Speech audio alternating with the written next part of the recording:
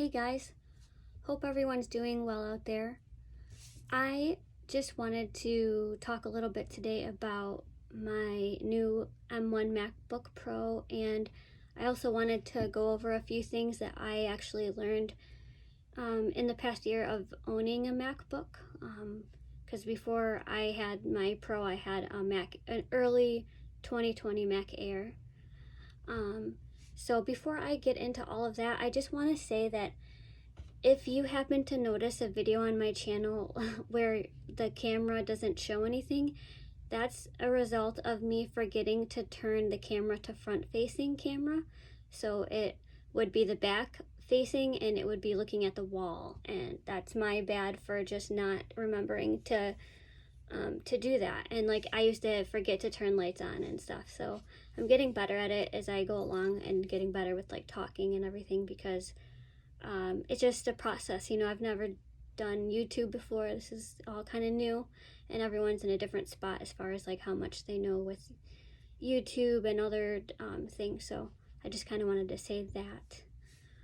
So when it's been a week and one day that I've had my new MacBook Pro 2020, and it's M1, and I really enjoy it. It's nice. When I ordered it from Apple, and then like I ordered it for like the next day, so that was kind of cool to get it the very next day. And they send you text messages, so you just wait for them to send you one, and then they'll say that your MacBook's coming soon and to be ready and stuff. And so I got it from the person at the door, and we both were wearing masks, of course, to protect. And yeah, so I took it upstairs, and I was gonna do a video, like an unboxing, and wait for my boyfriend to get home, but I didn't want to wait because I was like, it's a new thing, and I kind of wanted to just have it be me and the MacBook and see how far I could get with like setting it up by myself. And I actually was able to set it all up by myself, and I was super proud of myself for doing it. I got stuck for a second on like signing in with my Apple ID, but I got it. So, and then I did like the talking to Siri thing, set that all up by myself, and I did the touch ID. That was not hard. I don't know, last year when I set up my MacBook Air, the early 2021, I got stuck somewhere, and I don't remember where, but somewhere in the setup process I got stuck and I needed help, so I wanted to see if I could do it myself. The one thing that I needed help with, but this is like something after the fact, I guess you could do it while it's setting up, but is you can set the old MacBook right next to the new one. Migration Assistant, they call it, and I didn't know that even was a thing, Migration Assistant. And you can get all of your stuff from the old Mac, like all your apps and settings and everything, like just kind of like putting your old iPhone next to the new one and letting it sync across.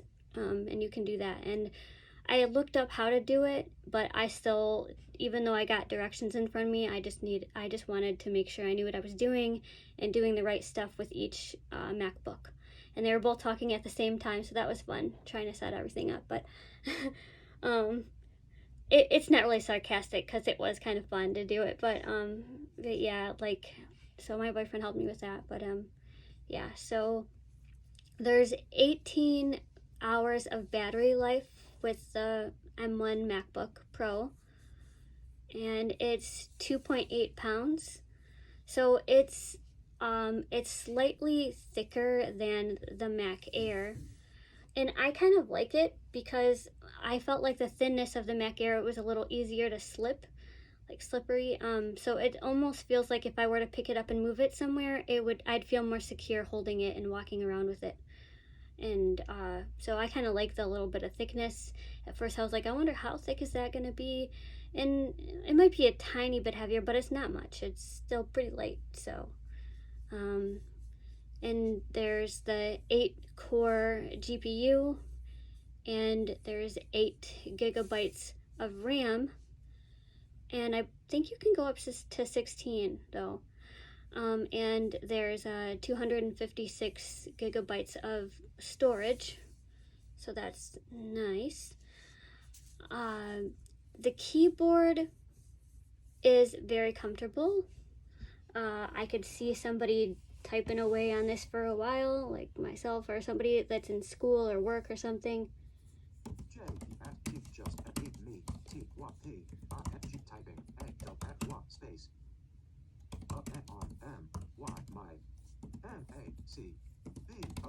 MacBook Pro space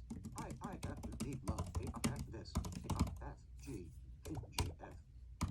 thing period. I'm sure you can't really see that, but I was just demonstrating me typing on it real quick. But yeah, it's really comfortable. It's nice. Most of the keyboards I've ever seen on MacBooks it was the same with the Mac Air. I was like, oh, it's nice. So the trackpad is nice and big, so interacting with it's very cool also. And I hear that the display is very good, that the colors are much better, more vibrant, and like the contrasts and stuff, like I hear it's just super nice. There are only 2 USB ports though, so if you're plugging in your charger and then you have one more spot to plug something in, that's kind of unfortunate. But but for me it isn't. For most people it probably is, but I don't really plug anything else into it except the charger. And I have one of the little, I don't know if we call it a dongle, but it's like you plug it in the USB port and it has a MagSafe on it that you can get from Amazon, and it just plugs into the side. And I had it for my Mac Air first, and it's just nice because it's a MagSafe and it wasn't costly or anything at all from Amazon, just to add that in, because it plugs into the end of the charger, so that's kind of nice too. There is also a fan to cool it off and everything, and I haven't heard it once though. I haven't done anything too extreme with the MacBook Pro though yet to probably make it run very much, but I noticed even with the Mac Air, the way that system works, when I would do like a software update, you could hear it kick in, like it had to cool off a little bit, like it was running a little harder than, but I didn't notice when I did an update with this new Mac Pro that it kicked in at all, so I haven't noticed it yet. But yeah, I haven't done anything too much with it at once though. But it's very snappy. I find like opening things is fast, and even my boyfriend said that he could tell a difference just by looking at when things would load or something would download, just watching the progress from the Mac Air to the early Mac Air 2020 to this MacBook Pro right now, the M1. There's a huge difference, and I can tell just like interacting with apps and web pages and different stuff that it's quite faster. So it's really nice. Yeah, so I'm pretty happy with it. Yeah, and the extra battery life is nice too. So I figured now I would get into some things that I've learned in the past year with owning a MacBook in general. I had one years ago in school, but I just learned a little bit here and there just to kind of get me through, but nothing too extreme with it. Like, I didn't go very deep with it. I just had it. And it wasn't like I started off with one, so I had never seen one and how it works or anything like that before.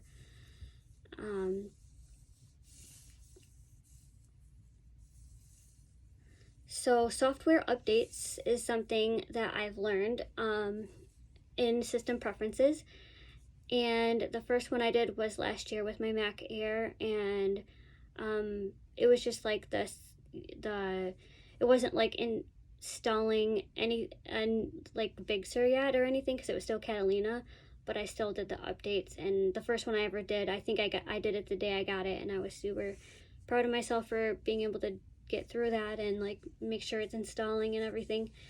And it's important to make sure, because that fixes bug fixes, there's the security updates and sometimes new features also. So it's just important to keep it up to date anyways. And I know with my first MacBook, I always went to like family or someone I knew to help me when they could, to get it done, because I didn't know how to do it. And backups also are important, backups to the computer, and it'll remind you, like after 12, like you haven't backed this Mac up in 12 days and stuff. And also that's in Time Machine, and that's also in System Preferences. You can go in there and see like the latest backup and all that kind of stuff, and it saves them until there's no room in there for them. But yeah, so I learned those, and they're important too.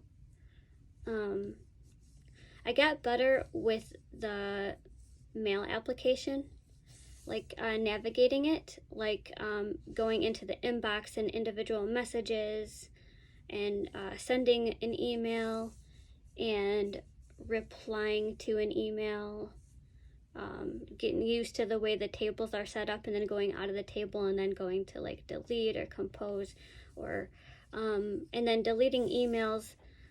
I usually press the Control Option M, brings you into the menu bar, and then the VO, which is Control Option right arrow.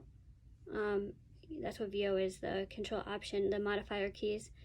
To edit,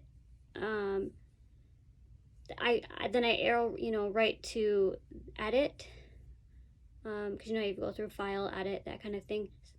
And then I arrow down, VO arrow down, and then I go to delete, and then VO space to confirm that I want to delete something.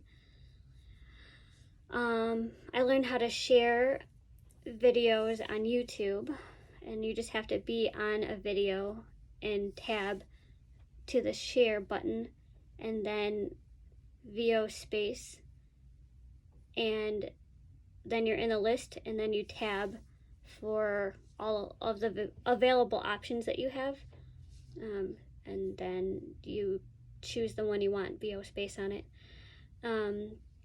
And I learned about the web rotor, and you have to turn the trackpad commander on first. So that would be VO plus 2 fingers on the trackpad, and you turn right or left. And you turn right for turning it on and left for off. So you just hit the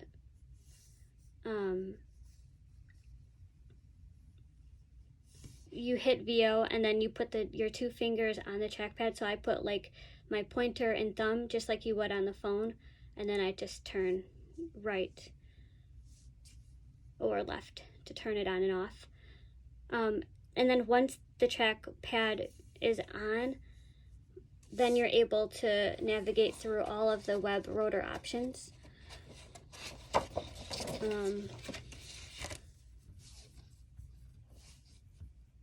So when you're navigating through and you keep turning with your 2 fingers through, you don't have to press VO anymore. You just start turning with your 2 fingers. You'll get to things like characters, words, links, buttons, headings, articles. And articles is one of my favorite web rotor tools, because a lot of websites will have like ads, and if there's articles that you're trying to find specifically, you just turn the rotor till you get to articles, and then you 1 finger flick down, and it'll put you in like the first article or whatever the article happened to be on the page. So that's a lot easier than just trying to arrow and tab and try to go into like a group or list or something to find it. And depending on how the website's laid out, it might be easier. But so that article is definitely one of my favorites.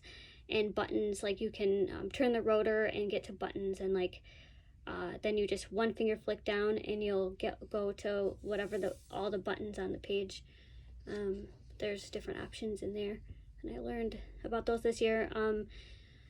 I think the web rotor might have been added in 2016, but I could be wrong. I think that's right though. And I didn't have a MacBook supporting the software that it would be in, so I never got a chance to see it until this past year. So that's pretty cool. I like it a lot.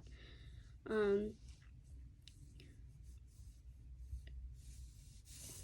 see. Oh, there's screen curtain. The screen curtain is just like it is on the phone or iPad, and it's nice because say you're in a place like a library, or you're at a coffee shop or anywhere in public and you just don't want to know, like, someone looking and seeing what I'm doing. Maybe you just want a little extra privacy. The screen curtain is it's 3-finger quadruple tap, just like on the phone, and it'll tell you screen curtain on or off. Like, let's see. Footer. Left footer. Actions available. Screen curtain off.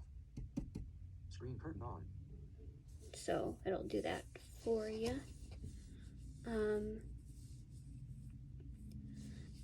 So in menu extras, which is VO plus M twice, in Big Sur they added Bluetooth and battery, which are nice and convenient in there, because then you can just check where your battery level happens to be, and then you can connect a device through Bluetooth, and you just go to Bluetooth and then VO space on it, and it'll give you the list of available things you have for Bluetooth. And I found also if you put AirPods in, it'll tell you that they're available, and it'll give you the option already to connect. So that's kind of nice that it does that, like the phone or iPad will. Actually, the phone and iPad, I find it'll show the AirPods, but I haven't gotten them to connect, so I just go into Bluetooth in the device itself and connect them. But they automatically connect most of the time, actually, as long as the device is on already, and then I put the AirPods in, it usually works. So there's that. But not for MacBook though. MacBook Pro, I don't believe, but it's okay. I don't mind just connecting them real quick. I learned also how to add like bookmarks in Safari. So you go in the toolbar and then arrow to share. So like VO right arrow and arrow down till you get to add bookmark. And then I have text messaging down really well, like where to find the actual conversations and your contact list, and then you just like arrow down in the list, and then once you're on the person you want, then you leave that group and then go over to, you can either look at the current conversation you already have with them if there's one, and then you keep arrowing right with your VO keys until you hit the text messaging field, and then you just write your text and then push enter and it'll send the text for you. I also learned a few commands that just help you get tasks done a little bit faster. Like Command T is new tab, Command W closes the tab, and Command Tab is task switching. So you can switch from one thing to the other with those. So those are some of the things that I've learned this year that have really helped me come a long way with me using a MacBook. And like I said, I really enjoy this MacBook so far. It's really cool, and I can't wait to keep learning and using it, and I really, really like it. I think I spent a lot more time with this MacBook than I did my Mac Air, and I learned a lot. I actually am silly, and I gave it a hug before I returned it, because because it's like I learned a lot with it, and so I like that. Oh, well, you just kind of have that connection, like when you get a new phone, or a new phone or something, and there's the kitty. Oh, hi. But that's all I have for today. Thanks so much for watching today's video. Cody says thanks also. Yeah, he said thanks. He says I'm just gonna clean myself. So. Aww. He's gonna play with my papers. Okay, thanks so much for watching. Stop recording video button.